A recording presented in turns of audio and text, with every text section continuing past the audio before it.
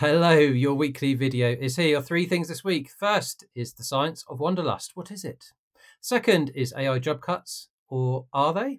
And the third is Google's record-breaking quarter.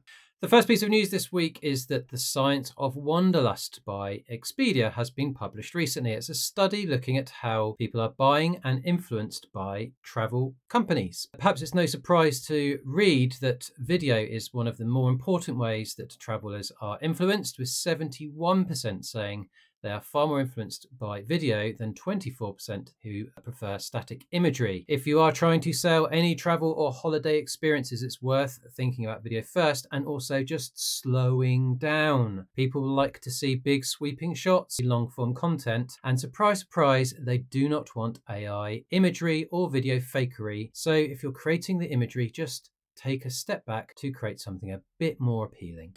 Second piece of news this week is the fact that AI job cuts are here. Or are they? You may hear lots of headlines of Salesforce dropping 4,000 staff from their global workforce, or Meta dropping AI staff, but the actual reality seems a bit more complicated than just blaming it all on AI. A research piece shared in the BBC outlined that some of these job cuts may not actually be what you think they are, what the headline suggests, with lots of hiring happening during COVID, particularly in the tech sector, and other bigger, perhaps more economical issues at play for some of these big companies. So if you hear the big AI headline, may not actually be all it seems. Third piece of news this week is the fact that Google announced a record-breaking quarter. In Q3 in 2025, unbelievably, they turned over $100 billion.